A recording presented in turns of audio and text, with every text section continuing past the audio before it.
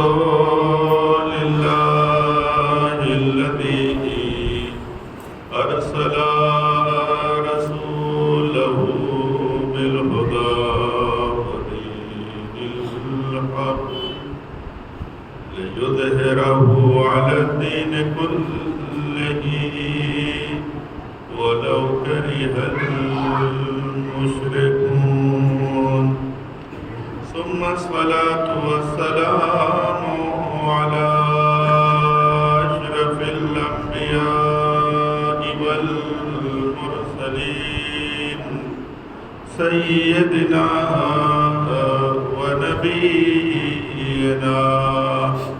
وحبيبنا وحبيب إله العالمين أبي القاسم محمد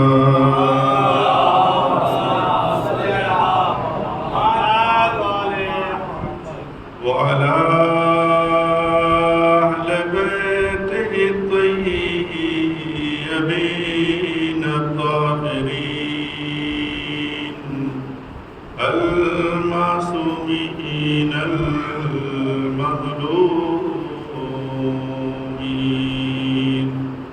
الذين أذهب الله عنهم الرجس وطهرهم تطهيرا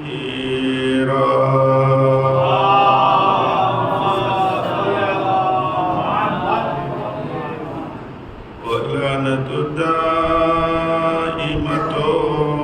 على أعدائهم أجمعين من الآن إلى قيام يوم الدين. أما بعد فقد قال الله الحكيم في كتابه الكريم بسم الله الرحمن الرحيم لقد من الله على المؤمنين إذ بعث فيهم رسولا من أنفسهم يتلو عليهم آياته ويزكيهم ويعلمهم الكتاب والحكمة وإن كانوا من قبل لفي ضلال مبين.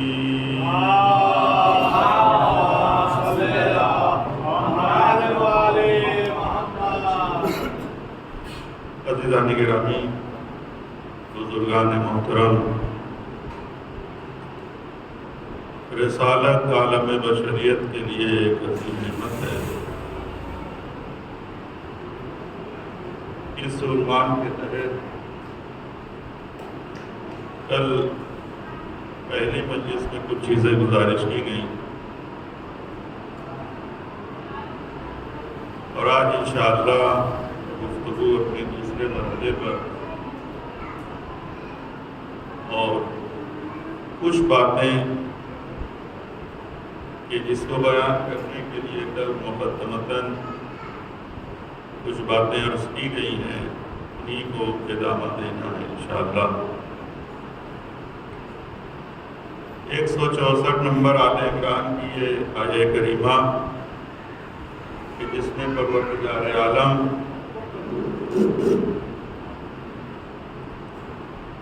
نبوت اور رسالت کی عظمت کو بیان کرتے ہوئے ایک ایسے لفظ کا استعمال کیا ہے کہ جو دنیائے الفاظ میں سب سے گراں اور وزنی لفظ ہے۔ کل یہ بات گزارش کی گئی کہ اللہ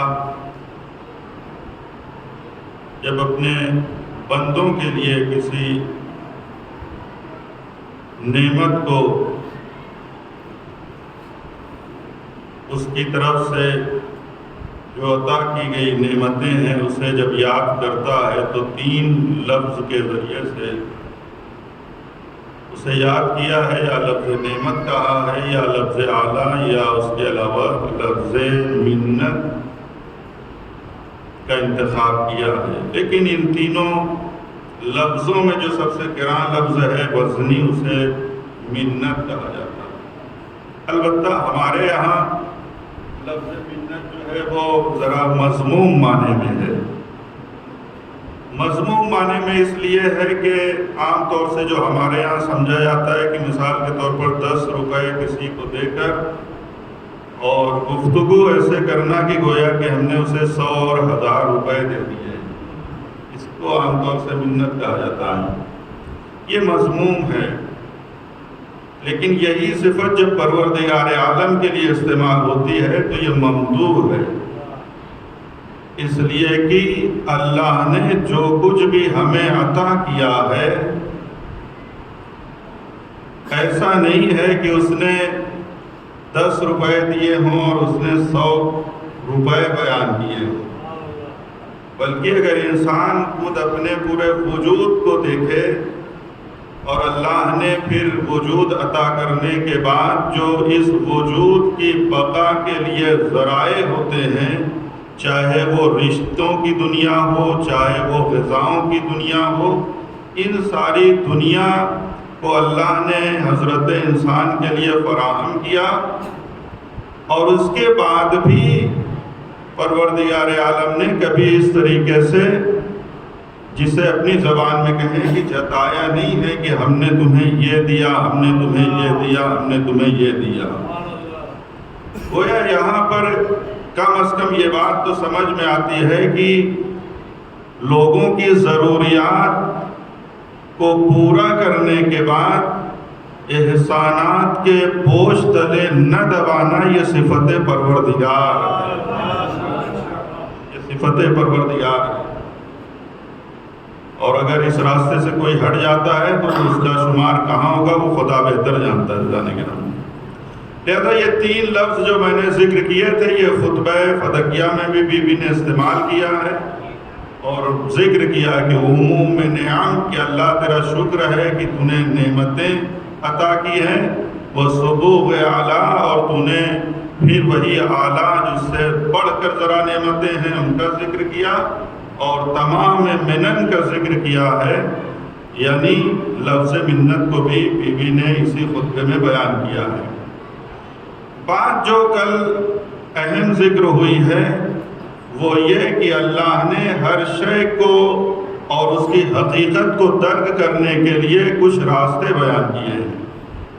جب تک ان راستوں کو اختیار نہیں کیا جائے گا اس وقت تک اس شے کی حقیقت کو انسان درک نہیں کر سکتا ہے۔ شربت شیریں ہے یا نہیں، انسان اپنے پورے جسم کو ٹب میں، ڈرم میں، جہاں شربت کا وجود ہے ڈال دے، لیکن اس کی شیرینی کا احساس نہیں ہوگا۔ جب ایک قطرہ وہ اپنی زبان پر رکھتا ہے تو فوراً وہ بتا دے گا یہ شیریں ہوا یا شیریں نہیں ہوا ہے۔ اس کے معنی یہ ہوئے کہ جو راستے اللہ نے بیان کیے ہیں، جب اس راستے سے چیزوں کی حقیقت کو سمجھا جائے گا تو انسان اس حقیقت تک پہنچ سکتا ہے، لیکن اگر اس راستے کو انتخاب نہ کیا تو شاید وہ اپنی پوری زندگی اس راہ میں صرف کر دے لیکن حقیقت شے کو درک نہیں کر سکتا ہے۔ دین عزیزان گرامی شیریں ہے، دین میٹھا ہے، اس میں مٹھاس پائی جاتی ہے، سجدوں میں شیرینی پائی جاتی ہے، روزوں میں تشنگی میں شیرینی پائی جاتی ہے، جہاد میں شیرینی پائی جاتی ہے، حتی شہادت کہ جسے قتل کہتے ہیں اس میں شیرینی پائی جاتی ہے۔ لیکن کون ہے جو شہادت کی شیرینی کو بتائے گا؟ کیا کائنات کا ہر بشر شہادت کی شیرینی کو بتا سکتا ہے؟ کیا ہرگز نہیں۔ وہ گھرانہ کہ جس نے دین کی بقا کے لیے کبھی تلوار کے زخم کھائے ہوں، کبھی زہر کے جام کو پیا ہو، وہ بتائیں گے کہ شہادت احلی من العسل کی شہد سے زیادہ شیریں ہوا کرتی ہے۔ توجہ کی عزیزان گرامی، لہذا اگر ہمیں دین سمجھنا ہے تو دین کو بھی سمجھنے کے لیے اللہ نے جس کی زبان کو اپنی زبان کہا ہے، یعنی لسان اللہ، اس کی زبان سے اگر ہم دین کو سمجھیں گے تو یہی دین ہے جو ہمیں شیریں نظر آئے گا. لیکن اگر ان سے ہٹ کر ہم نے دین کو سمجھنے کی کوشش کی تو شاید وہ شیریں ہو لیکن راستہ ہم نے غلط انتخاب کیا ہے، لہذا وہ حقیقت تک انسان نہیں پہنچ سکتا. یہ تمہیدی گفتگو جو کل مفصل ذکر کی گئی وہاں تک میں نے گزارش کیا. اب عزیزان گرامی، آج جو ہم یہ موضوع یا یہ جو بات ہمارے ذہنوں میں ہے کہ رسالت کیوں عظیم نعمت ہے عالم بشریت کے لیے، بہت سے دلائل ہیں جو نہج البلاغہ میں ذکر ہوئے ہیں، خود قرآن مجید میں ذکر ہوا ہے، صحیفہ سجادیہ میں آپ چلے جائیں وہاں دعاؤں میں انشاءاللہ میں ہر رخ سے اس بات کو ذکر کروں گا. ضرورت کیا تھی کہ پروردگار عالم اتنا بڑا نظام جو ہے وہ عالم بشریت کے لیے قائم کرتا؟ یہ انبیاء کا سلسلہ، یہ کتابوں کا نزول، یہ ساری چیزیں کیا ضرورت تھی؟ اسے آپ بارہا سنتے ہیں عزیزان گرامی. کبھی کبھی ہوتا یہ ہے کہ جب ہم لفظ محبت کی ڈیفینیشن اور تعریف کرنے بیٹھتے ہیں تو کبھی کبھی یہی محبت ہے جو انسانوں کے لیے بولی جاتی ہے، اور کبھی کبھی یہی محبت ہے جو خدا کی طرف نسبت دی جاتی ہے. یہ تمہیدی گفتگو. لیکن ان دونوں محبتوں میں فرق کیا ہے اسے محسوس کریں. انسان محبت کرتا ہے تو دو چیزیں ہیں کہ جس سے محبت کرتا ہے یا تو ضرورت کی بنا پر ہے یا تو کمال کی بنا پر ہے. دو چیزیں ہیں میں عزیزان گرامی. ویسے تو اور بھی بہت ساری چیزیں ذکر ہوئی لیکن اسے اگر خلاصہ کیا جائے تو دو ہی چیزیں ہیں. یا ضرورت کی بنا پر ہمیں کسی کی ضرورت ہے لہذا اس سے اظہار محبت کرتے ہیں، ہمیں کسی سے کچھ کام لینا ہے لہذا اظہار محبت کرتے ہیں. کیوں؟ یہ ہماری ضرورت ہے. توجہ عزیزان گرامی. دوسرا جو ریزن بیان کیا گیا ہے وہ ہے کمال. انسان اس سے ذرا بڑھ کر جب سوچتا ہے ہمیں ضرورت نہیں ہے، چونکہ سامنے والا با اخلاق ہے، اخلاق ایک کمال کا نام ہے، لہذا خود بخود ایک کمال سے انسان جو ہے محبت کرتا ہے. سامنے والے کے پاس علم ہے لہذا انسان جو ہے اس سے محبت کرتا ہے. سامنے والے کے پاس ہنر پایا جاتا ہے لہذا اس سے انسان کیا ہے محبت کرتا ہے. بس یہ دو بڑی اہم شے ہیں، یا ضرورت کی بنا پر ہے یا یہ کہ کمال کی بنا پر ہے. اچھا یہ چیز بندوں کے درمیان تو سمجھ میں آتی ہے کہ ہمیں ضرورت ہے آپ کی لہذا آپ سے ہم محبت کرنے لگیں، یا آپ کے اندر کمال ہے ہمارے اندر نہیں ہے تو پھر ہم آپ سے محبت کرنے لگیں. لیکن کیا یہی دو ریزن خدا کے لیے بھی تصور کیا جا سکتا ہے؟ بھائی پہلے ہی شے جسے ضرورت بیان کیا تو ضرورت کا بھی تقاضا نہیں ہے چونکہ وہ خدا ہے جو غنی مطلق ہے. توجہ. کمال کے حوالے سے بھی یہ تصور نہیں کیا جا سکتا ہے کہ چونکہ اس کے اندر علم نہیں ہے، سامنے والے کے اندر علم دیکھا لہذا محبت اللہ کرنے لگا. نہیں، وہ عین کمال ہے، علم کا سرچشمہ ہے، علم ہے جو وہاں سے نکلتا ہے، عدالت کی کرنیں ہیں جو وہاں سے پھوٹتی ہیں، علم کا چشمہ ہے جو وہاں سے جاری ہوتا ہے. لہذا خدا کے یہاں اس چیز کا تصور ہرگز نہیں ہے کہ وہ ضرورت کی بنا پر بندوں سے محبت کرتا ہو یا کمال کی بنا پر محبت کرتا ہے. فرق کیا ہے؟ کا فرق بندوں کی محبت اور خدائی محبت میں یہ ہے کہ جب بندہ محبت کرتا ہے تو اس کے پاس ایک دل ہے، ایک جسے محدود کر رہی ہے، لہذا ممکن ہے کہ یہی عشق اور محبت انسان کے تنہا دل میں رہے لیکن اس کے آثار نمایاں نہ ہوں. توجہ.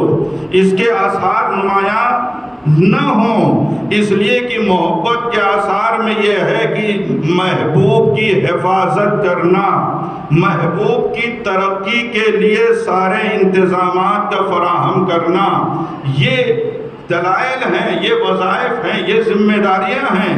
لہذا عزیزان گرامی جب ہم بندوں کی طرف نسبت دیتے ہیں تو دو مرحلے نظر آتے ہیں. ایک مرحلہ زبانی ہے کہ شاید دل میں محبت ہو، اور ایک محبت کا مرحلہ ہے مرحلہ عمل کہ جسے آثار کہتے ہیں. لیکن یہی حب اور محبت جب خدا کی طرف نسبت دی جاتی ہے تو اس کے معنی یہ نہیں ہے کہ خدا صرف زبان سے کہہ رہا ہو، خدا صرف دل میں محبت رکھتا ہو. نہیں، خدا جس سے محبت کرتا ہے اس کے معنی یہ ہے کہ اس کے آثار کا ظہور ہوتا ہے. یعنی خدا کی محبت زبانی اور قلبی نہیں بلکہ عملی ہوتی ہے. عزیزان گرامی، اب یہاں پر آنے کے بعد علماء اخلاق نے بیان کیا کہ اب اگر خدا بند عالم کسی سے محبت کرتا ہے تو پھر اس کے آثار کیسے ظاہر ہوں گے؟ کہ اگر اللہ بندوں سے محبت کرتا ہے تو اس کے معنی یہ ہے کہ اللہ عبد اور معبود کے درمیان وہ سارے کانٹے، وہ ساری دیواریں جو ایک بندے کو خدا تک پہنچنے سے، قریب ہونے سے روک سکتی ہے، ان ساری دیواروں کو، کانٹوں کو ختم کر دیتا ہے. اسے خدائی محبت کہا جاتا ہے. یعنی جب خدا کسی سے محبت کرتا ہے تو عبد و معبود کے درمیان جو چیزیں حائل ہو سکتی ہیں قربت میں، اسے ختم کر دیتا ہے. اور جب خدا کسی پر غضبناک ہو جائے تو پھر آپ قرآن کی آیتوں کو دیکھیے کہ مثل الذین حملوا التوراۃ ثم لم يحملوها کمثل الحمار يحمل اسفارا. اور اس کے بعد آخر میں آ کے اللہ یہ کہتا ہے بئس مثل القوم الذین کذبوا بآیات اللہ واللہ لا یہدی القوم الظالمین. یعنی خدا جس سے محبت کرتا ہے اس کے ہدایت کے سارے اسباب فراہم کر دیتا ہے، اور جس سے غضبناک ہوتا ہے اس کے ہدایت کے سارے راستوں کو بند کر دیتا ہے. اب آئیے کربلا میں اسی منظر کو دیکھیں کہ خدا اگر حر سے محبت کرتا ہے تو 30,000 لشکر کے درمیان گھرے ہونے کے باوجود ہدایت کے اسباب کو فراہم کر دیتا ہے. اسے کہتے ہیں خدائی محبت. 30,000 یہ ہے. اب عزیزان گرامی یہ اتنی باتیں کیوں بیان کی؟ کہا کہ ذاتی طور پر پروردگار عالم اپنے تمام بندوں سے محبت کرتا ہے. اسی لیے پروردگار عالم نے انبیاء کا وجود، رسولوں کو بھیجنا، کتابوں کو نازل کرنا کیوں ہے؟ یہ چونکہ اللہ یہ چاہتا ہے کہ عبد اور معبود کے درمیان ساری دوریاں مٹ جائیں، عبد معبود سے صفاتی لحاظ سے قریب ہو جائے، صفاتی لحاظ سے قریب ہو جائے. یا اسی کو دوسرے لفظوں میں بیان کیا جاتا ہے کہ ایک بندہ جب الہی صفات کا مظہر بن جائے تو اس کے معنی یہ ہے کہ یہ عبد ہے جو اپنے معبود سے قریب ہو گیا. یہ عبد اپنے معبود سے قریب ہو گیا ہے. اسی لیے میں نے کہا کہ دعائے ابو حمزہ سمالی میں سید سجاد علیہ السلام فرماتے ہیں الحمدللہ الذی تحبب الی.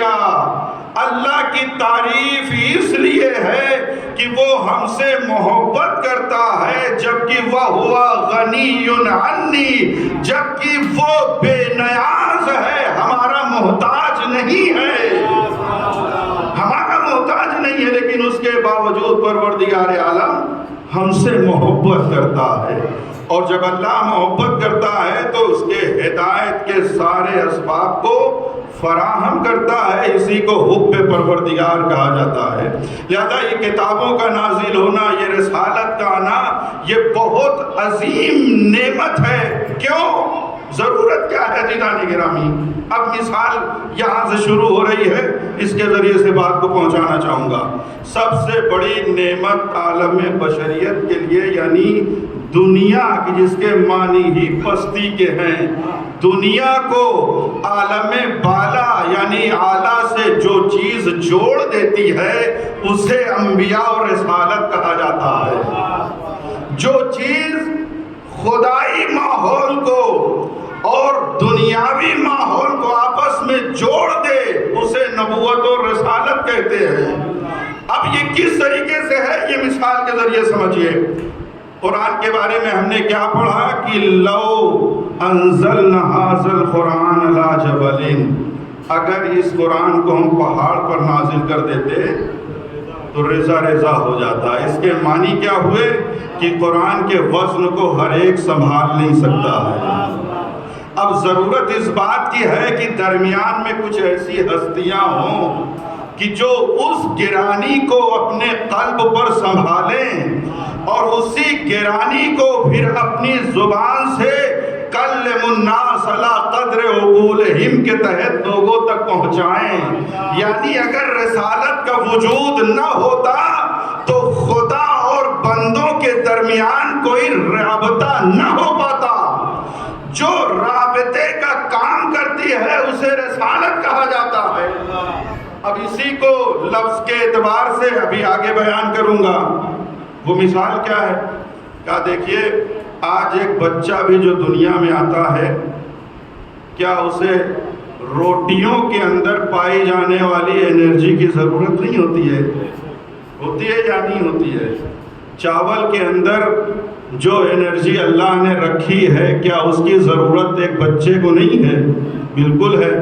پانی کے اندر جو چیز اللہ نے رکھی ہے قوت، کیا اسے ایک بچے کی ضرورت نہیں ہے؟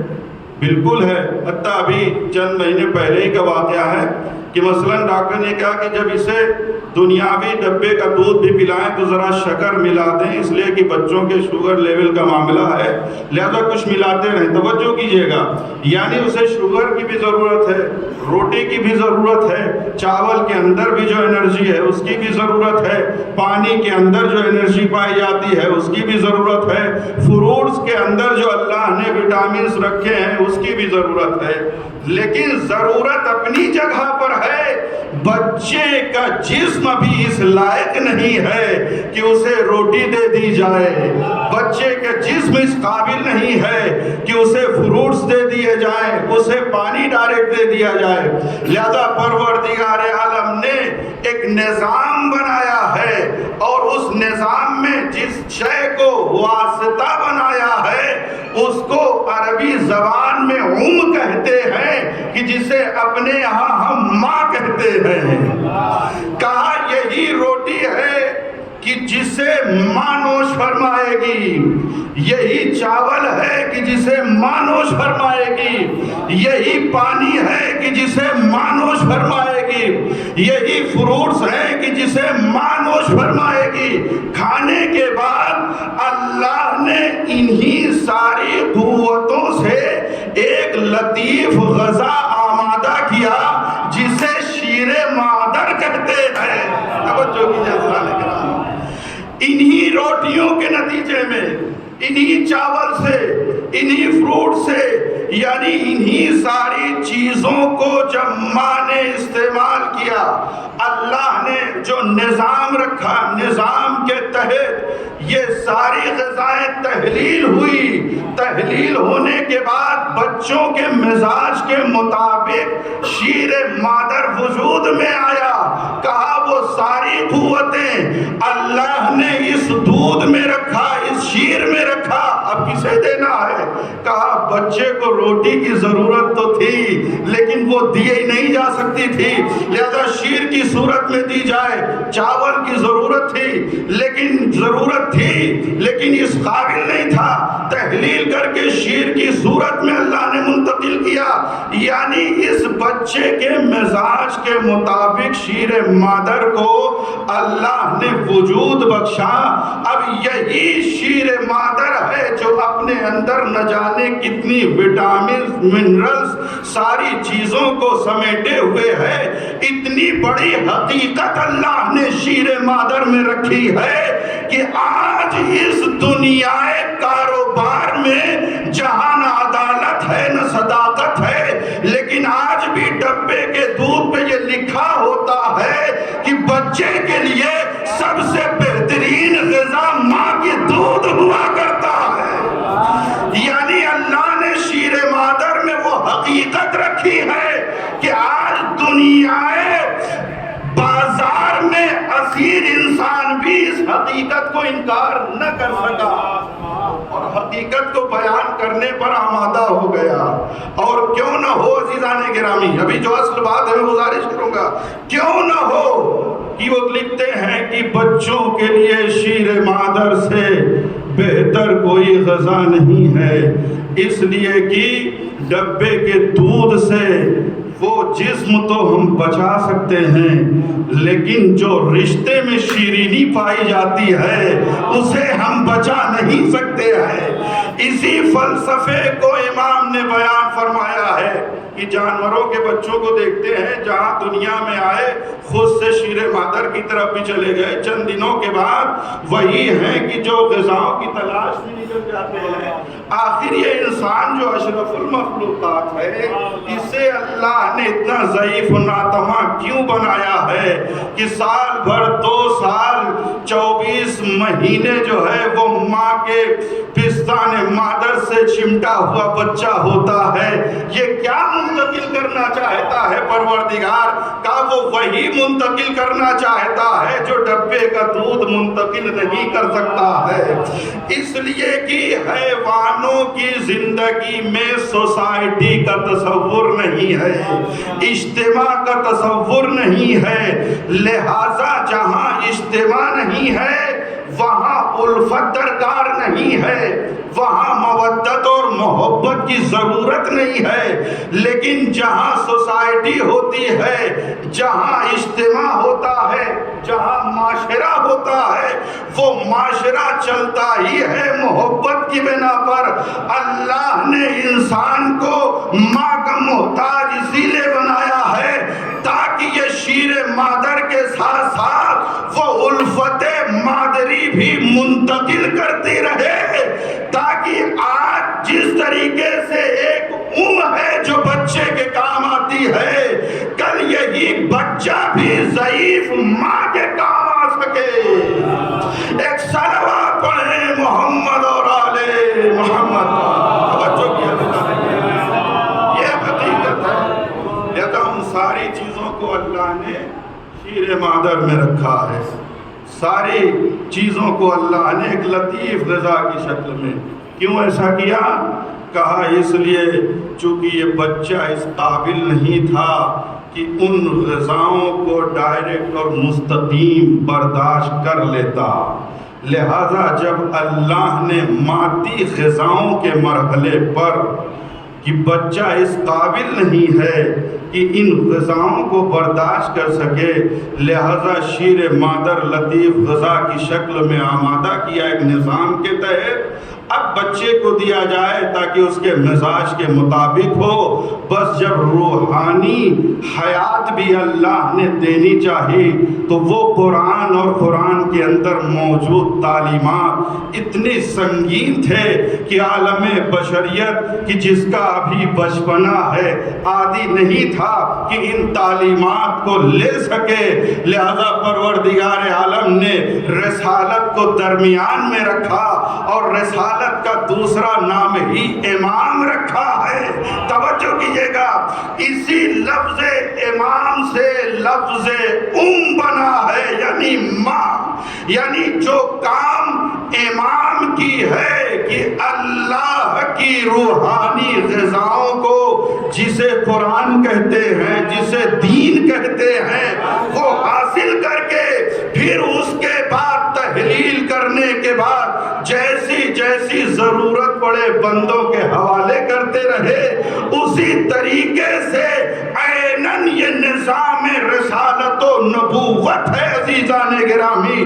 تو اب یہ جملہ عرض کرنے دیجئے کہ جس طریقے سے انسان کی مادی حیات میں ماں سب سے بڑی نعمت کا نام ہے، عالم بشریت کی حیات روحانیت کے لیے رسالت و نبوت سب سے بڑی نعمت کا نام ہے۔ ایک صلوات پڑھیں محمد اور آل محمد کا۔ توجہ کیا دلائیں، یہ وجہ تھی جو پروردگار عالم نے اس رشتے کو برقرار رکھا کہ اگر یہ نہ ہوتے تو اس دنیا کی باتیں اس دنیا تک نہیں پہنچ سکتی تھی۔ اور یہ جو ایام چل رہے ہیں انشاءاللہ اگر آخر مجلس تک پہنچا تو پہنچا، نہیں تو کل کی مجلس میں ذکر کروں گا کہ اسی بڑی نعمت پر حملہ کیا گیا ہے شام کی حکومت کی جانب سے، اس لیے کہ اس بڑی نعمت کا کام ہی یہ ہے کہ اعلیٰ کو ادنا یعنی آخرت کو دنیا سے جو رشتہ جوڑ دیتا ہے اسے رسالت کہا جاتا ہے۔ لیکن وہاں سے آواز کیا بلند ہو رہی تھی کہ لعبت ہاشم بالملک فلا خبر جا ولا وحی نزل، کہ دیکھو بنی ہاشم تو یہ ڈھونگ ہیں، یہ صرف حکومت کے لیے ہو رہا ہے، نہ کوئی خبر آئی ہے نہ وحی کا نزول ہوا ہے۔ کس بات کی طرف اشارہ ہے؟ یعنی جو رسالت و نبوت کی ذمہ داری تھی، ان دونوں رشتوں کو آپس میں جوڑنے کا کام، اسی کو الگ کرنے کا کام ہے جو یزیدی دربار سے یہ آواز بلند ہو رہی ہے۔ لہذا حسین کی اب ذمہ داری بنتی ہے یا نہیں بنتی ہے کہ آدم علیہ السلام کہ جنہوں نے عبد اور معبود کے رشتے کو جوڑنے کا کام کیا ہے، یعنی اس رشتے کی حفاظت کی جائے۔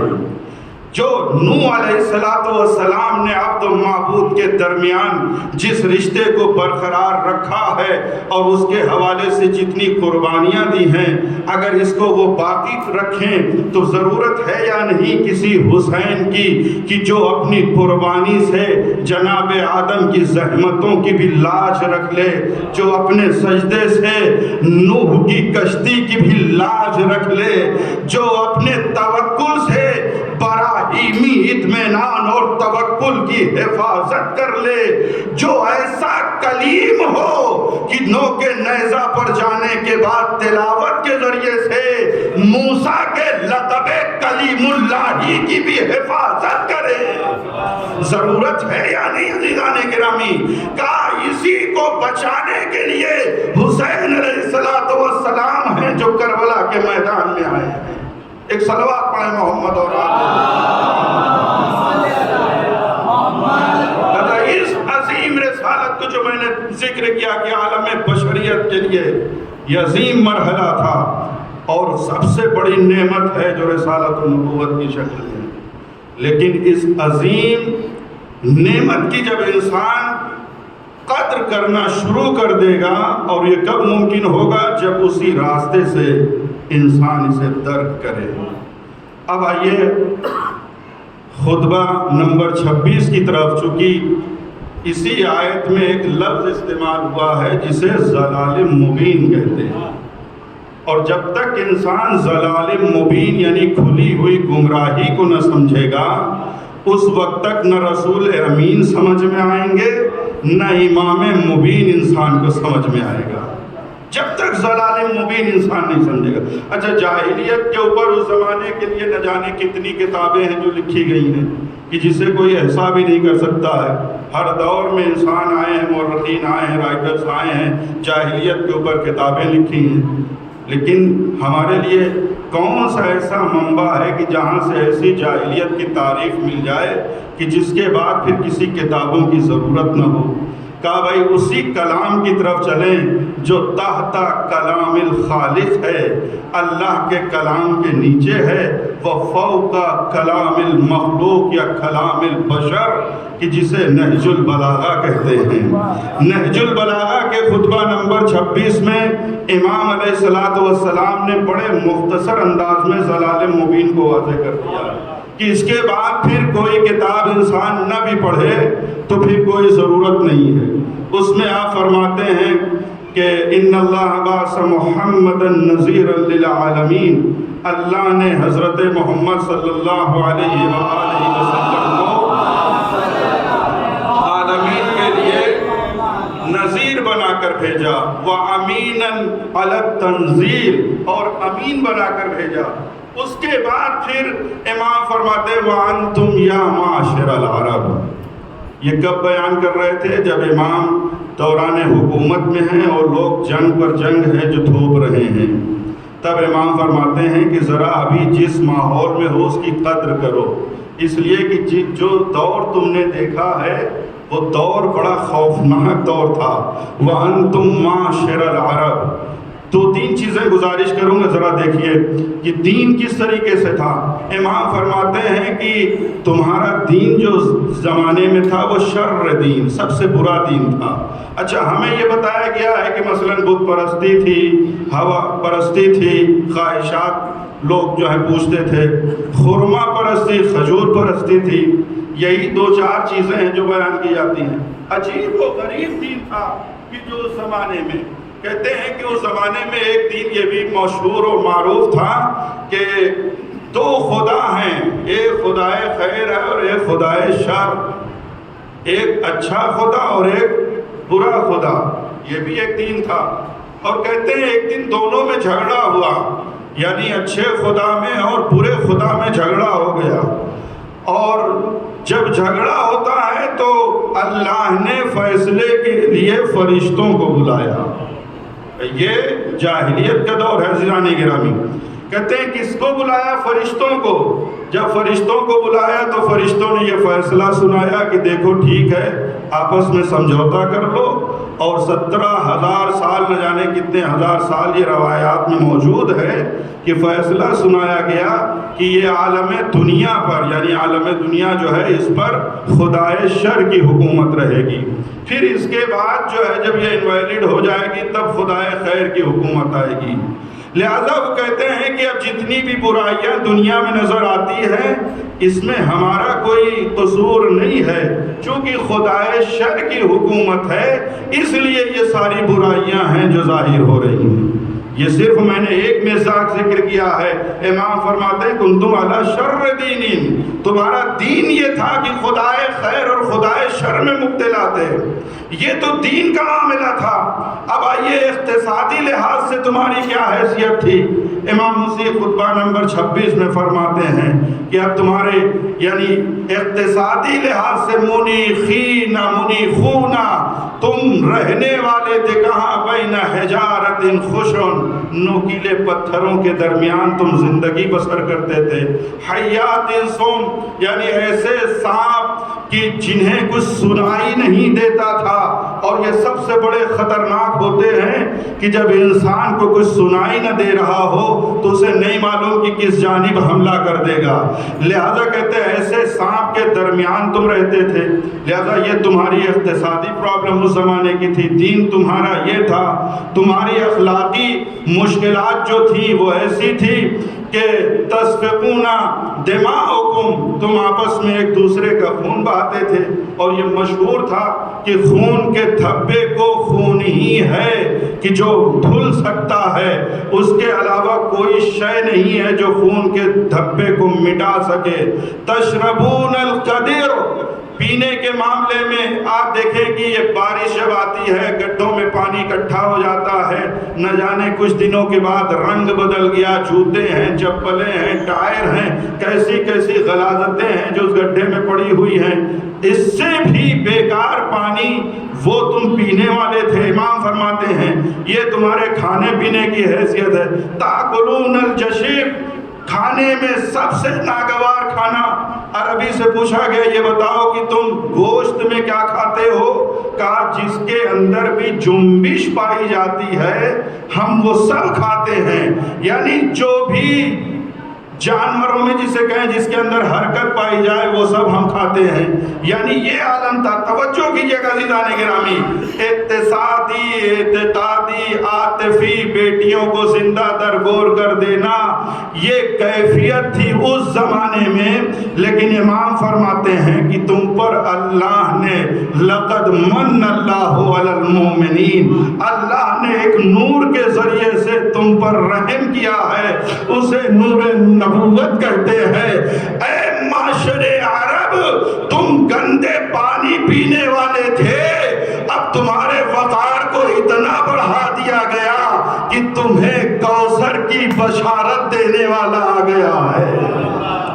وہ جو تمہارا دین اتنا پست ہو چکا تھا، ساری زنجیروں سے آزاد کر کے وحدہ لا شریک کا کلمہ پڑھنے کا حکم دے رہا ہے۔ توجہ عزیزان گرامی، اس کے بعد امام فرماتے ہیں کہ جو تمہارے درمیان نظریات موجود تھے کہ خون کا دھبا خون ہی سے دھلا جائے گا، یعنی قتل کے بدلے قتل ہے، لہذا اب وہ نمائندے آئے ہیں جو یہ آواز دے رہے ہیں، اے بیٹا حسن ضربتن بضربتن، عبد الرحمن ابن ملجم کو اگر قصاص کرنا ہے تو ایک ضربت مارا ہے، ایک ہی ضربت مارنا، لیکن اگر معاف کر دیا تو چھ بہتر۔ توجہ عزیزان گرامی، یعنی اسلام آنے کے بعد تمہاری ان سارے حالات کو بدل دیا جس نے، وہ نور نبوت ہے کہ جس نے تمہاری اس عاطفی شرابیوں کا عالم یہ تھا کہ مرتے دم وصیت یہ کرتے تھے کہ اب تو وہاں ہمیں کچھ ملنے والا نہیں ہے، لہٰذا ہمیں ایسی جگہ پہ دفن کرنا جہاں انگور کی کھیتی ہوتی ہو، اے کاش اس کی جڑیں جو ہیں ہماری قبروں تک آ جائیں، یعنی ایسا ماحول۔ لیکن اللہ نے محبت کیا، لطف کیا نور نبوت کے ذریعے سے۔ اب کون ہے جو اس کیفیت کو بتائے گا؟ کہا کہ نبی کا جو حقیقی وارث وصی ہے وہی نبوت کے مزاج کو بتائے گا۔ توجہ عزیزان گرامی، اب آئیے میں آخر جب اتنی بڑی نعمت اللہ نے ہمیں دی تو ہماری کیا ذمہ داری ہے، یہ کون بتائے گا؟ کہا دیکھو جس طریقے سے خدا کی نعمتوں پر اللہ نے حمد رکھا ہے، اسی طریقے سے رسالت کی زحمات کے مقابلے میں اللہ نے صلوات رکھا ہے۔ جب بھی تمہیں اپنے بزرگوں کے ان حالات کا اندازہ ہو جائے اور اپنے کو بہترین پانی پیتے ہوئے دیکھو، بہترین غذا کھاتے ہوئے دیکھو، بیٹی کو آغوش میں لے کر محبت کرتے ہوئے دیکھو، بھائی بھائی کے لیے اگر قوت بازو بن رہا ہے یہ دیکھو، اگر یہ نظر آئے تو ایک مرتبہ محمد اور آل محمد پر صلوات بھیج دینا۔ یہ طریقہ ہے جو امام نے بیان کیا ہے۔ توجہ فرمایا عزیزان گرامی، ذرا انسان اندازہ تو کرے۔ یہ دو چیزیں آپ کے سامنے میں نے ذکر کی ہے، لیکن اب وہی کربلا سے ربط دیتے ہوئے اسی نہج البلاغہ میں دو معیار امام نے اور بیان کیے جاہلیت کے۔ یہ ضلال مبین ہے، جب یہ اندازہ ہو جائے گا تب انسان کو اندازہ ہوگا کہ کتنی بڑی نعمت ہے جو رسالت کی اللہ نے ہمیں دی ہے، اور کتنی بڑی حفاظت ہے جو حسین نے کربلا میں کیا ہے۔ اس وقت تک اندازہ نہیں ہو سکتا جب تک ہم اندھیرے کو نہ سمجھے، نور کی حقیقت کو ہم درک نہیں کر سکتے۔ امام نے نہج البلاغہ میں فرمایا کہ جاہلیت کا ایک معیار یہ بھی ہے کہ ہر وہ زمانہ، اچھا دیکھیے کبھی کبھی جاہلیت جیسے ہی کہتے ہیں تو ہم فوراً چلے جاتے ہیں بعثت سے پہلے، نہیں، امام نے ایک پیمانہ دیا ہے، یہ بڑا اہم مسئلہ ہے جو پیغام ہے۔ امام نے فرمایا نہج البلاغہ میں کہ دیکھو اوسر الرحمن و نصر الشیطان، جاہلیت کی ایک خاصیت یہ ہے کہ جس سماج اور معاشرے میں اللہ کی رحمان کی معصیت کی جائے اور شیطان کی مدد کی جائے وہ جاہلیت کا زمانہ ہوتا ہے، وہ جاہلیت کا زمانہ ہے۔ جاہلیت کوئی زمانی نہیں ہے کہ بعثت سے پہلے ہے، جاہلیت کوئی مکانی نہیں ہے کہ مکہ ہے جو جاہلیت ہے، جاہلیت صفت کا نام ہے۔ امام نے کہا کہ اوسے الرحمن، جہاں رحمان کی مخالفت ہو، شیطان کی اطاعت ہو، اسی کو جاہلیت کہا جاتا ہے، چاہے کتنی ہی ترقی کا دور کیوں نہ ہو جائے۔ اب اگر ہمارے وجود میں توجہ کی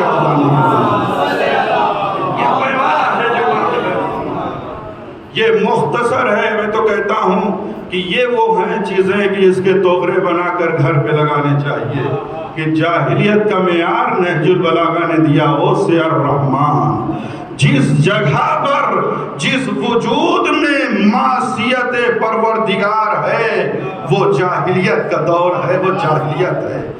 ہمارے جس عمل سے شیطان کو مدد مل رہی ہو وہی انسان ہے کہ جو جاہلیت کے طوق میں اسیر اور گرفتار ہے۔ عزیزان گرامی، یہ دوسرا ایک پیمانہ اسی نہج البلاغہ میں امام نے فرمایا کہ دیکھو عالمہا ملجم و جاہلہا مکرم، یہ دوسرا پیمانہ دیا۔ کہا جس سماج میں، اب عالم کا ترجمہ یہاں امامہ اور یہ لباس والا میں نہیں کروں گا عزیزان گرامی، کیا فرمایا امام نے کہا عالمہا ملجم، یعنی جس سماج میں جس میدان کا بھی ایکسپرٹ ہو، اگر ایکسپرٹ کو بولنے نہ دیا جائے اور جاہلوں کو بولنے کی اجازت ہے تو وہ جاہلیت کا زمانہ ہے۔ توجہ عزیزان گرامی، یہ کسی بھی میدان میں ہو، کسی بھی میدان میں، دین کا معاملہ ہو، طبابت کی دنیا ہو، ہنر کا معاملہ ہو، یہ اسلام کا قانون ہے۔ غدیر عزیزان گرامی اسی کا نام ہے۔ غدیر کوئی واقعہ نہیں ہے، یہ میرا موضوع نہیں، ورنہ میں ذکر کرتا کہ اسلام کا کوئی بھی واقعہ فقط واقعہ نہیں ہے، اسلام کے واقعہ اپنے آپ میں ایک ضابطہ اور ایک قاعدہ ہے۔ غدیر یہ ہمیں قاعدہ دیتا ہے کہ ایکسپرٹ کے ہوتے ہوئے غیر ایکسپرٹ کو مقدم کرنا یہ غدیری نہیں ہو سکتا ہے۔ اب وہ کسی بھی میدان میں ہو، اگر ایک طبیب ہے جو جانکار ہے تو اس کی رائے کو مقدم کیا جائے، یہی غدیری پیغام ہے۔ لیکن اگر کوئی پڑھ کر کہے کہ نہیں آپ نے پڑھا ہوگا کچھ، ہمیں بھی تجربے ہیں، بھائی طبابت تجربے پہ نہیں۔ توجہ عزیزان گرامی، یہاں پر علم کی ضرورت ہے۔ تو غدیر فقط واقعہ نہیں، غدیر ایک ضابطہ ہے، بلکہ پورے اسلام کے ہر واقعے کو ایک ضابطے کی شکل میں دیکھنے کی ضرورت ہے۔ امام نے کیا بیان فرمایا؟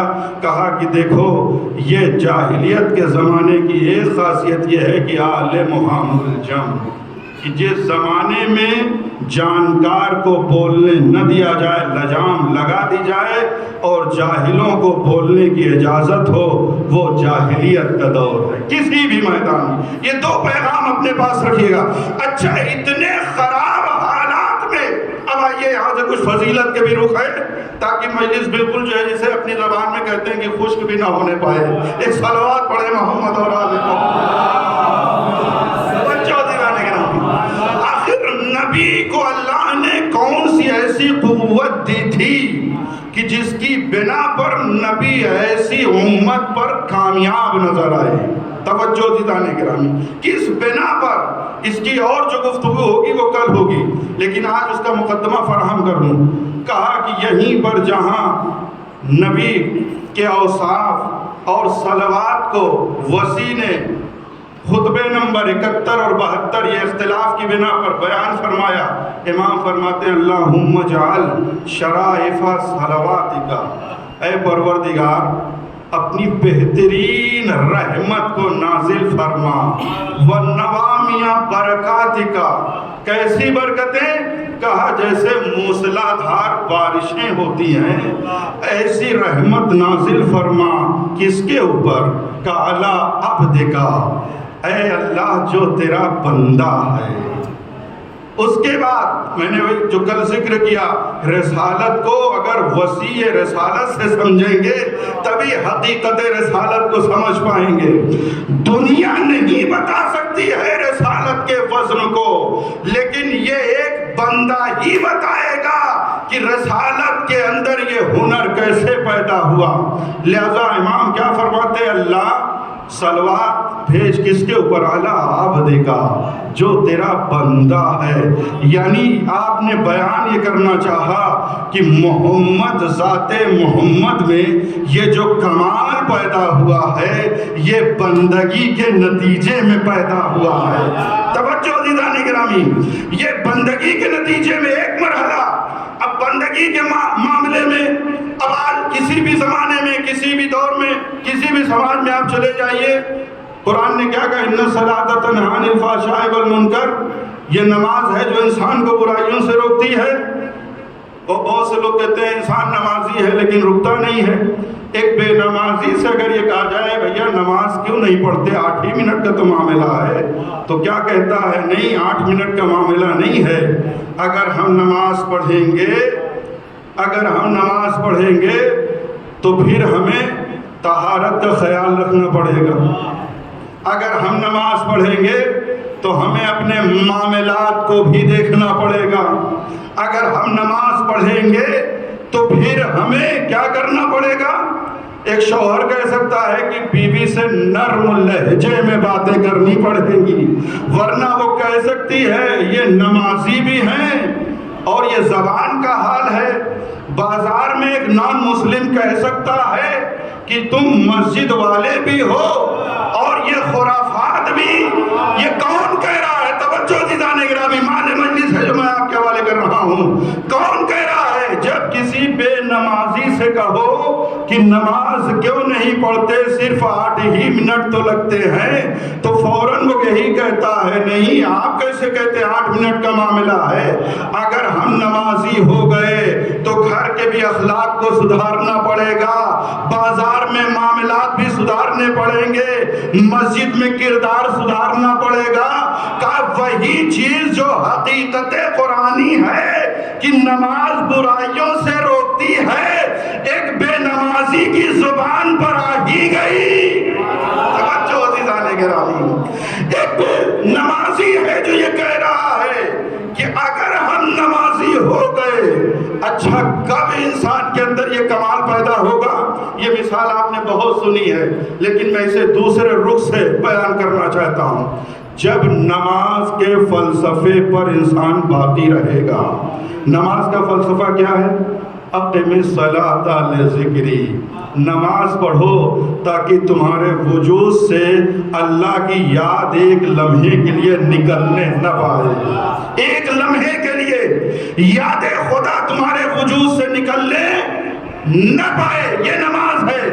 لوہا کی خاصیت یہ ہے کہ وہ سرد ہوتا ہے اور سیاہ ہوتا ہے، لیکن جیسے ہی جیسے حرارت اور آتش سے قریب کرتے چلے جائیے ویسے ہی ویسے اس کی سیاہی سرخی میں بدل جائے گی اور سردی ہے جو گرمی میں بدل جائے گی. اب جیسے ہی یہ نور سے قریب ہو گیا اور سرخ ہو گیا، پورا مجمع یہ جواب دے کہ سرخ جب ہو گیا لوہا تو کیا اس پر زنگ لگنے کا خطرہ ہے؟ زنگ لگ سکتا ہے اس پر؟ نہیں لگ سکتا. کا کیوں؟ اس لیے کہ وہ نور سے قریب ہو گیا ہے. کب زنگ لگے گا؟ جب یہی لوہا اس نور سے دور ہو جائے گا. اللہ نے کیا کہا؟ نماز پڑھو تاکہ تمہارے وجود میں مجھ نور کی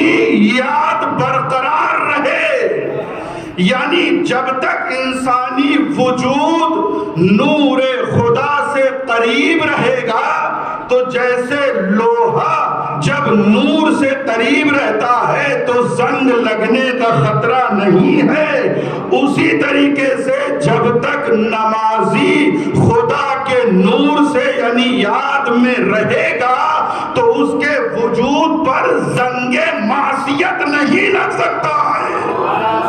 اب فضیلت کا جملہ ہے، چاہے آپ اسے جیسے سنیں، عصمت کی اہل بیت کی اوپر ہزار دلیلیں بیان کی گئی ہے کہ اہل بیت معصوم ہیں، معصوم ہیں، ان سے کوئی گناہ نہیں ہوتا، لیکن ایک سب سے بڑی دلیل یہی ہے چونکہ اہل بیت کے وجود سے کبھی خدا کی یاد دور ہوتی ہی نہیں ہے،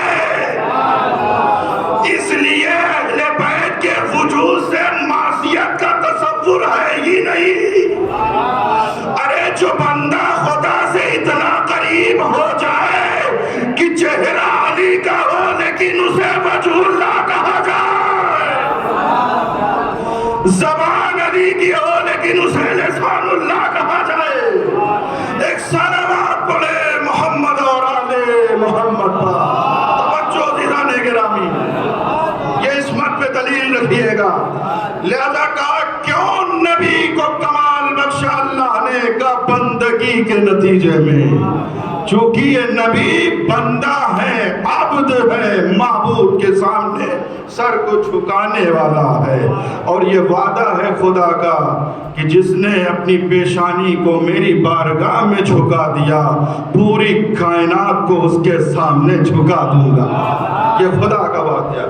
دوسری شے جو نبی کو نبی بنا رہی ہے، اسی خطبے میں مولا فرماتے المعلن الحق بالحق۔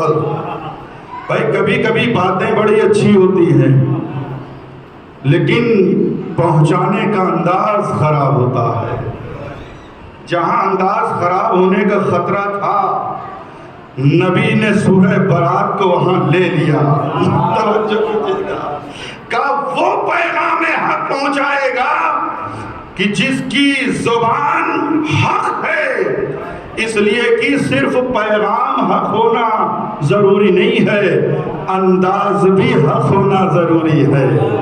میں نے شاید بیان کیا تھا آیت اللہ کا واقعہ کہ ایک بے نمازی کی کیسے اصلاح کی تھی، جوان کو بلا کے کہا، بے نمازی تھا، بلا کے کہا اے میرے لال جس طریقے سے گھر پہ نماز پڑھتے ہو ذرا وقت نکالو مسجد میں آ جایا کرو۔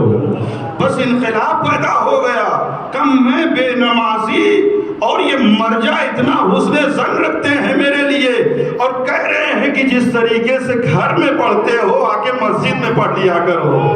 تو جب حق بات ہو، پیغام کا طریقہ بھی حق ہو، نبی کی خاصیت ہے۔ یہ دوسری شے اور تیسری کل بیان کروں گا کہ پیغام بھی حق تھا، طریقہ بھی حق ہے۔ واقعہ آپ نے سنا ہے دیدان گرامی، الفاظ کی قدر کیجئے گا۔ بوڑھی عورت ہے اور یہ تو بہت بڑا ستم ہے کہ ہم ذاکرین جو کرتے ہیں وہ یہ کہ ہم ایک ہی جوانی بیان کرتے ہیں جو پلٹی ہے، اور وہ بھی صرف زلیخا کی جوانی، کہ صرف وہی جوانی پلٹی ہے، جبکہ فخر یوسف کے تکلم میں حکمت میں وہ کمال تھا کہ پوری بستی جو کفر کے لحاظ سے بوڑھی تھی، نبی کے ایک حکمت کی بنا پر پوری بستی کی جوانی پلٹا دیا ہے۔ ہم نے صرف جسموں کی جوانی پرکھا ہے، نبوت وہ ہے جو لوگوں کے ایمان کی جوانی پلٹاتی ہے۔ لہذا یہ دوسری جوانی سنیے، نبی ہے جو ایک راستے سے گزر رہے، بھائی کوڑا پھینکا گیا، وسیع نے کیا کہا اسی صلوات میں 71 یا 72 نمبر خطبے میں کیا کہا کہ نبی کی دوسری صفت یہ تھی کہ المعلن الحق بالحق، پیغام بھی حق ہے، طریقہ بھی حق ہے۔ اب لوگوں نے کہا کہ بھائی راستہ بدل دیتے، کیوں بار بار جو ہے اس راستے سے جا رہے ہیں کہ بوڑھی عورت کے گناہ نامہ اعمال میں اضافہ ہوتا چلا جا رہا ہے، لیکن جو نبی دیکھ رہے ہیں وہ شاید امت نہیں دیکھ رہی تھی، اور فضیلت کا ایک جملہ ہے، اجازت ہو تو کہہ دوں، اکثر یہ ہوتا ہے کہ جو نبی دیکھتے ہیں وہ امت نہیں دیکھتی ہے۔ بھائی خندق میں علی کی ضربت کو امت نے ایک ہی ضربت تو دیکھا تھا، لیکن علی کی ایک ضربت کو جب رسالت کی نگاہ نے دیکھا تو کہا ضربت علی افضل من عبادت الثقلین۔ امت جسے ایک دیکھ رہی تھی، نبی اسے عبادت ثقلین پر گرا بتا رہا ہے۔ اس کے معنی یہ ہوئے امت کچھ دیکھتی ہے، نبی کچھ دیکھ رہا ہے۔ اب عزیزان گرامی یہاں پر بھی مرحلہ یہ ہے، لوگوں نے اعتراض کیا ارے راستہ بدل دیتے۔ اگر راستہ بدل دیتے تو پھر اس بوڑھی کا راستہ کون بدلتا؟ بھائی کفر سے ایمان کی طرف کون لے کر آتا؟ کفر سے ایمان کی طرف کون لے کر آتا؟ لہذا یہ نبی ہیں، لہذا راستہ چلتے رہے، کوڑا آتا رہا۔ ایک دن ہے جو کوڑا نہیں آیا، نبی مطمئن ہو گئے۔ بھائی لا الہ تو ہو گیا نا، توجہ کیجئے گا۔ کوڑا جب نہیں آیا یعنی کوڑا نہیں آیا، منکر ختم ہو گیا، لا الہ تک تو آ گئی ضعیفہ، اب الا اللہ اس تک پہنچانا تھا۔ لہذا نبی نے وحی کی المعلن الحق بالحق، اگر نبی یہ چاہتے تو ہدایت کے پھول کو عداوت کے کانٹوں میں بھی رکھ کے دے سکتے تھے، لیکن وہ نبی نہیں جو ہدایت کے پھول کو عداوت کے کانٹوں میں رکھ کے دے۔ لہذا نبی نے جب معلوم کیا، لوگوں نے بتایا وہ بیمار ہے، تو اب کیا کیا؟ اب المعلن الحق بالحق کا ترجمہ یہ ہے جو آپ سن رہے ہیں، کیا کہ پیغام بھی حق ہونا چاہیے، طریقہ بھی حق ہونا چاہیے۔ نبی چاہتے تو ہدایت کے پھول کو عداوت کے خار اور کانٹوں میں بھی رکھ کے دیتے، لیکن شاید اس کا اثر نہ ہوتا۔ اللہ نے نبوت کے سر پہ انکا لعلی خلق عظیم کا تاج سجایا ہے، لہذا نبی پہنچے عیادت کے لیے۔ لفظوں کو بدل کر کہا جائے کہ نبی نے ہدایت کے پھول کو عیادت کے گلدستے میں رکھ کر دے دیا، ہدایت کے پھول کو عیادت کے گلدستے میں رکھ کر پیش کیا۔ لا الہ الا اللہ کا کلمہ مکمل ہو گیا اور پوری کائنات کو رسالت نے یہ بتا دیا کہ دنیا تم یہ سوچ رہے تھے کہ یہ بوڑھی اپنے آنگن کا کوڑا مجھ پہ ڈال رہی ہے، مجھ رسالت نے اپنے حکمت عملی سے عداوت کے کوڑے کو جو ضعیفہ کے دل میں موجود تھا نکال کر باہر رکھ دیا ہے۔ اسے کہتے ہیں المعلن الحق بالحق، کہ پیغام بھی حق تھا، طریقہ بھی حق ہے۔ ایک صلوات پڑھے محمد اور آل محمد۔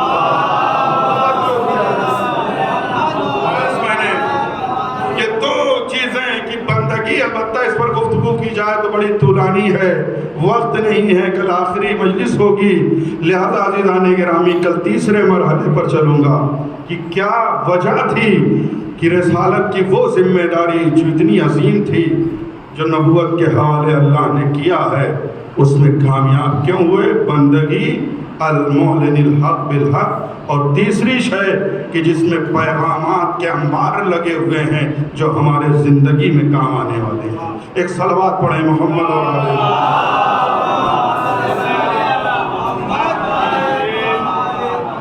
اب آپ انصاف سے بتائیے کہ اگر اتنی عظیم نعمت پر اور اس کے پیغامات پر آنچ آ جائے تو کون ہے جو اس کی حفاظت کے لیے آگے بڑھے گا؟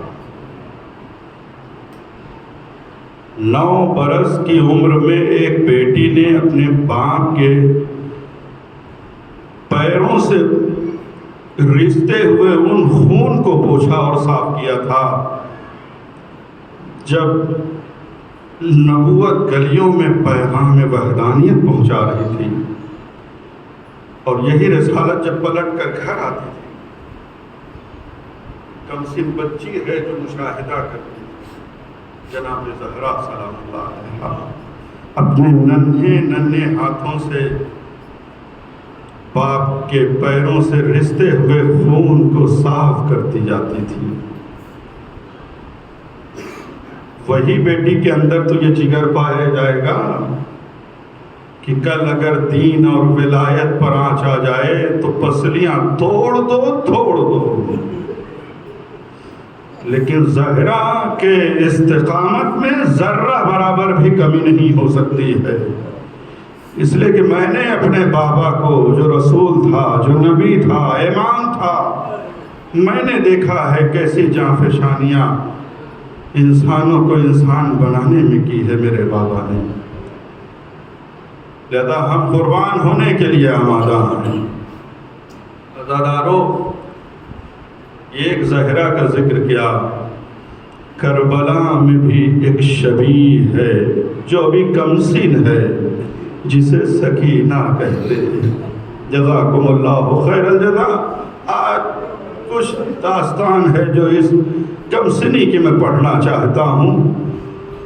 عزادارو، پرسہ دیجئے اس ماں کو جسے رباب کہتے ہیں، سب سے مظلومہ ہیں رباب، وارث ہے جو کربلا کے میدان میں ذبح کر دیا گیا ہے، کمسن بچہ ہے جسے علی اصغر کہتے ہیں۔ خود یہ ماں کہتی ہے امثلک ینہر یا بنی، اے میرے لال، کیا تیرے سن کے بچے کو اونٹ کے طریقے سے ذبح کیا جاتا ہے؟ نہ جانے کیسا غم تھا۔ اور وہی ماں ہے جب یہاں سے رخصت ہوتی ہے کوفے شام کے مصیبتوں کو برداشت کرتے کرتے ایک کمسن بچی جسے سکینہ کہتے ہیں۔ سکینہ کی داستان یہ ہے کہ 2 مرتبہ اپنے بابا سے ملنے کے لیے نشیب کے قریب آئی ہے۔ ایک مرتبہ شام غریبہ عزادارو، جب 4 سال کی بچی کے کرتے کے دامن میں آگ لگا دی گئی۔ آپ خود بہتر جانتے ہیں ہر گھروں میں کمسن بچیاں ضرور موجود ہوں گی۔ ارے کس سے لگاؤ ہوتا ہے؟ بھائی سے، چچا سے، باپ سے۔ آئے وہ سکینہ، چچا کا عالم یہ ہے کہ ترائی پہ جا کے سو گیا ہے، بھائی کا عالم یہ ہے کہ سینے پہ برچی کھا کے سو گیا ہے۔ یہی تو وجہ تھی کہ جب حسین مظلوم آخری رخصت کے لیے آئے تو 4 سال کی بچی یہی تو کہتے بابا مجھے آخری بار اپنے سینے سے لگا۔ جزاکم اللہ خیر الجزا۔ ابھی چند لمحے نہیں گزرے تھے کہ زمین کربلا ہے جو لرزنے لگتی ہے۔ امام رضا کے مطابق کہ امطرت السماء ترابا احمر و دمن، کہ جیسے ہی گلوِ حسین پر کند خنجر پھیرا گیا، آسمان سے سرخ مٹی اور خون کی بارش ہونے لگتی ہے۔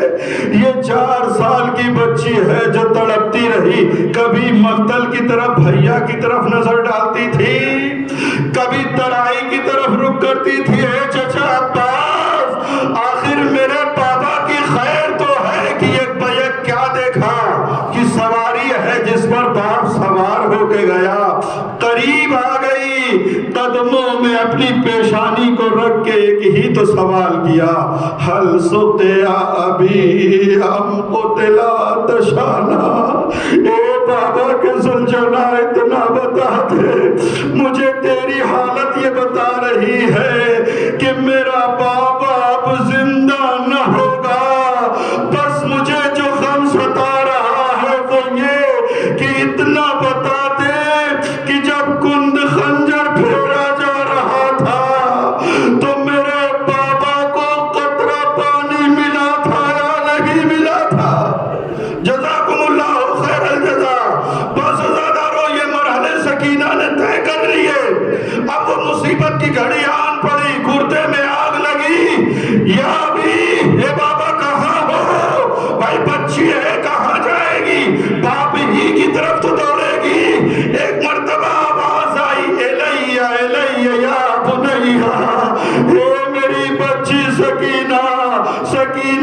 نشیب کی طرف دوڑی۔ اب جو راوی لکھتا ہے چونکہ وقت آخر 30,000 کا لشکر فرزند زہرا پر ٹوٹ پڑا تھا، کسی نے نیزے مارے، کسی نے تلواریں ماری، ارے فرزند زہرا کا جسم نیزوں کے درمیان، تلواروں کے درمیان چھپ گیا تھا۔ بی بی نشیب کے کنارے تک تو پہنچ گئی، آوازیں آ رہی ہے نیا، لیکن بابا نظر نہیں آ رہے۔ ننھے ننھے ہاتھوں سے ٹوٹے ہوئے نیزے کو ہٹایا، تلواروں کو ہٹایا، پتھروں کو جدا کیا۔ ارے کسی بیٹی کو یہ منظر نہ دیکھنا پڑے جو سکینہ نے دیکھا۔ ارے بابا کا جسم تو موجود ہے لیکن سر نظر نہیں آ رہا ہے، بس پڑپڑائے ہوئے ہونٹوں کو سکینہ نے باپ کی کٹی ہوئی گردن پہ رکھ دیا۔ آواز دی، اے بابا منظر لذی، ارے وہ کون ہے کہ جس کو میرے سن پہ بھی رحم نہ آیا، مجھے کم سنی میں یتیم کر دیا۔ جزاکم اللہ خیر الجزا، خدا ان آوازوں پر رحمت نازل کرے۔ بس ادھر سے بی بی زینب کو ام کلثوم پہنچی، بچی کو بڑے پیار سے جدا کیا۔ بچی نے ایک وصیت کی، اے پھوپھی اماں، ارے میرے بابا نے یہ مجھ سے کہا ہے کہ میرے چاہنے والوں کو میرا سلام کہہ دینا، اور کہنا جب ٹھنڈا پانی پیے تو مجھ پیاسے کی پیاس کو یاد کر لینا۔ عرض کروں گا بی بی سکینہ، ارے مدینے جا کر خدا آپ یہ کہہ دیجئے گا، عجب نہیں بچی آواز دے، ارے مجھے وطن جانا کب نصیب ہوگا، میری قبر تو زندان شام میں بننے والی ہے، بھائی کے ہاتھوں پہ لاشا اٹھے گا، زندان شام میں قبر۔ وَسَيَعْلَمُ الَّذِينَ ظَلَمُوا أَيُّ مُنقَلَبٍ أَلَا لَعْنَةُ اللَّهِ عَلَى الْقَوْمِ الظَّالِمِينَ رَبَّنَا تَقَبَّلْ مِنَّا إِنَّكَ أَنْتَ السَّمِيعُ الْعَلِيمُ وَتُبْ عَلَيْنَا إِنَّكَ أَنْتَ التَّوَّابُ الرَّحِيمُ اللهم اغفر للمؤمنين والمؤمنات والمسلمين والمسلمات الأحياء منهم والأموات تابع اللهم بيننا وبينهم بالخيرات إنك مجيب الدعوات إنك على كل شيء قدير برحمتك يا أرحم الراحمين ماتم حسين